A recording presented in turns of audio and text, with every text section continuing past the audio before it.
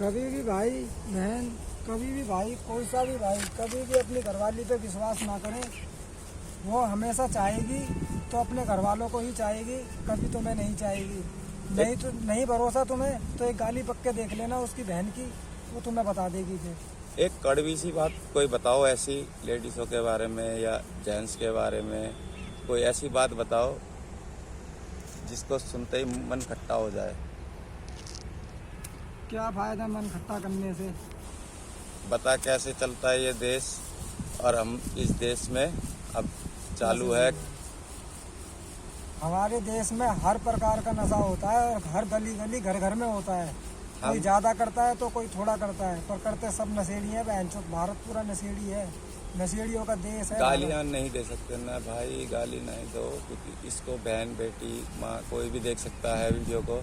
ये पब्लिकली चीज़ है, इस पर आप ऐसी भाषा का प्रयोग ना करें। और आप बताइए, आपकी अपनी फैमिली के बारे में कुछ बताइए। मेरी एक बेटी है 9 साल की, एक बेटा है 13 साल का। एक घरवाली है, वो हमेशा अपने मायके में ही पड़ी रहती है, नौकरी करती है, अपने माँ बापों के पास ही रहती है, अपने माँ बापों को ही पंखा वंखा सब देती है। एक उसके माँ बापों ने कई बार उसे भगा दिया, फिर भी बेशरम बन के वहीं पड़ी हुई है। ना तो खुद आती है और ना बच्चों को लाती है, और बच्चों का भविष्य ख़राब कर रही है अपने मज़े के चक्कर में। खुद तो फैक्ट्रियों में काम करती डोल रही है, बच्चे गली गली घूम रहे हैं। ऐसे घर बर्बाद हो जाते हैं जिसमें तुम दोनों की सलाह एक ना हो। तो प्लीज़ आपस में बात करके और फैमिली में ये मैटर हमेशा सॉर्ट आउट करना चाहिए। आप एक दूसरे से समझाते नहीं हो क्या? आप समझाते हैं, वो अपने माँ बाप की ही बात समझती है, हमारी तो कोई बात उसके पल्ले पड़ती ही नहीं है। हम बोलते हैं तो हम पे और चिल्ला के आती है, तो जैसे कि हमें करके खिला रही है। आप क्या काम धंधा करते हो, क्यों चिढ़ते हो आप, और क्यों वो चिढ़ते हैं आपसे? मैं वेल्डिंग का काम करता हूँ, 700 रुपये की गाड़ी मिलती है। इन्हें शाम को आके 700 की 700 दे देता हूँ, उसमें से 100 रुपये भी ले लूँ तो इनका मुंह बन जाता है। इनको पूरे रोज़ के रोज़ 700 चाहिए, इतनी तो बस की मेरे है नहीं कि मैं इनको रोज़ की रोज़ 700 दे दूँ, मेरा भी कुछ खर्चा होता है। तो गाइस बताइए, इसमें गलती किसकी है, लड़की की या लड़के की? इनकी मैरिज लाइफ खराब हो रही है। देखिए आप बताइए। पैसे दे दो तो पैसों को इस तरीके से यूज करती है जैसे कि वो पैसे उसके है ही नहीं, ये पैसे चूरन के हैं, और इनको फटाफट खर्च कर दो। कोई भी सामान ला के इनको ख़राब कर दो पैसों को, और पैसों को अच्छे से इस्तेमाल नहीं करती है, अपना समझ के गैर समझ के इस्तेमाल करती है। तो वो बीवी क्या, जो अपने आदमी के पैसों को पैसे ना समझे, उसकी मेहनत ना समझे, तो ऐसी घरवाली को रखने से फ़ायदा ही क्या है। इसीलिए मैंने अपनी घरवाली को भगा दिया। आपने भगाया है कि वो खुद गए हैं? वो अपनी मर्जी से गई है, मैंने भगाया नहीं है। पर आप तो अभी कह रहे थे कि मैंने भगाया है।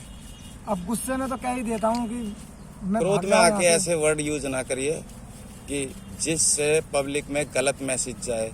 तो आप बताइए कि क्या करना चाहिए।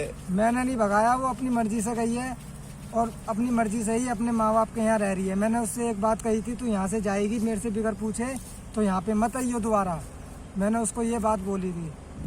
तो आपकी भी वो अपनी मर्जी से गई है गलती और है, अपनी मर्जी से ही आएगी। मैंने उसको ना तो आने के लिए मना कर रखा और ना जाने के लिए मना कर रखा। अब उसका मन है, रहेगी तो ठीक है, नहीं रहेगी तब भी ठीक है। आप अपनी ससुराल की फैमिली के बारे में बताइए। मेरी ससुराल में एक मेरा सास है, एक ससुरा है, उसके 6 बच्चे हैं, जिनमें से 3-4 की शादी कर ली है और 2 अभी कुंवारे हैं छोटे छोटे। तो आप जिनका नाम है बच्चों का, एक का नाम वीरू है, एक का नाम राजू है, एक का नाम विक्की है, और एक का नाम 3 भाई हैं ये, और 3 बहन है।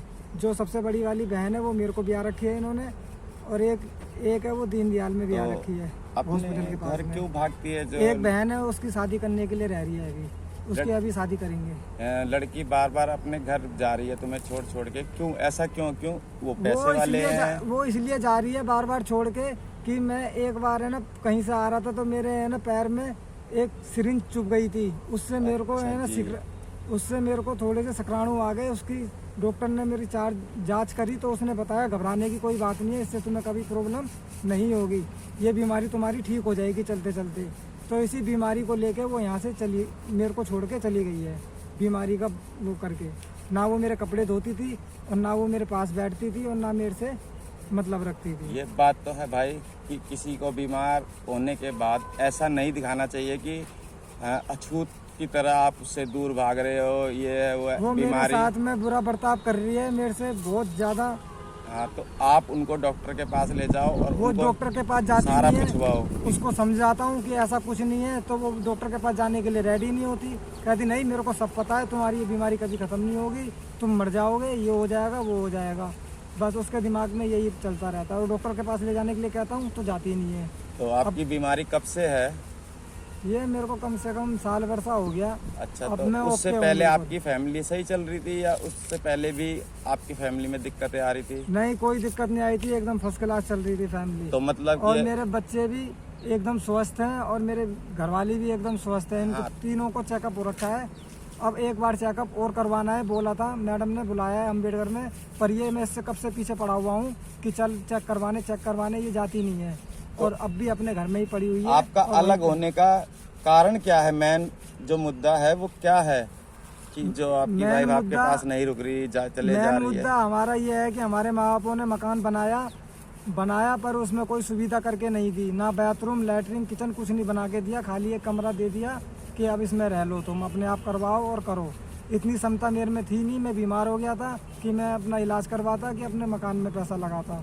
इसी कारण हमारे पानी की फिटिंग नहीं हुई, ना बिजली की फिटिंग है घर के अंदर, किसी चीज़ की सुविधा नहीं है। तो इस वजह से घरवाली नहीं रह रही है और वो कैसे रह लेगी जब तक उसको पानी, हर चीज़ की सुविधा नहीं मिलेगी। कोई भी लेडीज हो वो नहीं रह सकती। इसका मतलब फिर आप ये भी कह रहे हो कि वो परेशान है और आप ये भी कह रहे हो कि तुम्हें छोड़ के जा रही है। हाँ, तो एक बहाना उसको ये मिल गया कि घर में पानी नहीं है, फिटिंग नहीं है, टंकी नहीं है, ये नहीं है, फलाना नहीं है। और एक बहाना उसको ये मिल गया कि बीमार है, बंदे को बीमारी है, फलाना है, ढिकाना है, ये है, तेरे कपड़े नहीं धोऊंगी, तेरे लत्ते नहीं धोऊंगी, ये नहीं करूंगी, वो नहीं करूंगी। तो इसका हल आप क्या चाहते हो?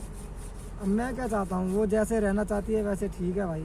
अब हम इनके आगे क्या बोलेंगे, हम इनसे इससे आप दोनों के बीच की लड़ाई में बच्चे की जिंदगी तो खराब हो रही है, ना वो पढ़ पाते हैं, ना कुछ, ना उनको टाइम से खाना मिलता है। ये तो इसकी माँ गलत को हो रहा है सोचना ना। चाहिए ना, क्यों अपने वहाँ पड़ी हुई है, ऐसी मरा रही है। अपने घर आओ, वहाँ पे तेरे को सब कुछ मिलेगा। चल, हम पानी नहीं है, पानी की सुविधा नहीं है, हम तेरे को पानी ऊपर चढ़ा के देंगे।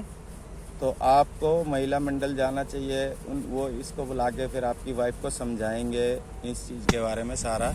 आपको जाना चाहिए, आप जाते क्यों नहीं हो?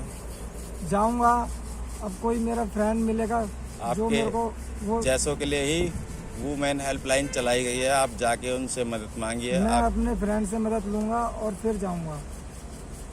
ठीक है सर, हम चैनल को गुड बाय कहते हैं। दोस्तों, इस भाई का साथ दीजिए, जहाँ तक हो सके ज़्यादा से ज़्यादा आप सब्सक्राइब कीजिए।